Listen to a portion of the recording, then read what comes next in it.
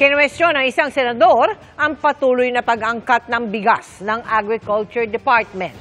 Ang sabi ng kagawaran, di kayang punan ng lokal na bigas ang konsumo ng mga Pilipino. Nakatutok si Chino Gaston. Naungkat sa pagdinig sa budget ng Department of Agriculture ang umano'y kakulangan ng produksyon ng bigas, kaya kailangan pa rin daw mag-angkat mula sa ibang bansa. Sa datos ng DA, 14 million tons ng bigas ang nakukonsumo ng Pilipino kada taon. Katumbas daw yan ng 122 kilos o halos 2.5 kaban bawat Pilipino kada taon. Base ito sa datos ng Philippine Statistics Authority noong 2015 gamit ang population figure na 112 million.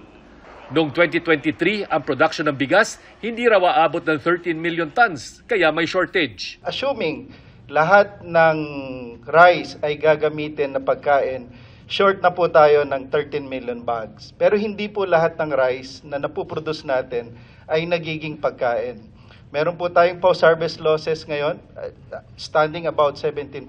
Kung 13.6, 10.5, 13.6 less 10.5, you have 3.1 million metric tons ang insufficiency. Pero ayon kay Senador Rodante Marcoleta, hindi naman pwede sabihing lahat ng 112 million na Pilipino ay pare-pareho ang konsumo. Kaya dapat may surplus pa ng bigas kung tutuusin. Meron pa tayong surplus na 74 million bags. Kahit na po ina-assume natin,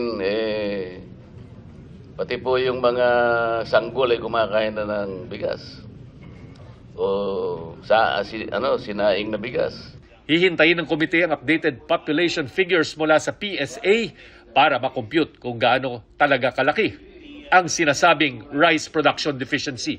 Samantala, hihingi raw ng tulong sa local government units at mga farmer organization ang Department of Agriculture para masuri ang problema ng mga hindi nakumpleto o hindi nasimulang farm-to-market roads na idinaan sa DPWH. Over 10 billion in potential overpricing has plagued the 70,000 kilometers of FMRs already built. And we consider this as ghost or semi-ghost projects. We need and we will work hand in hand with local governments.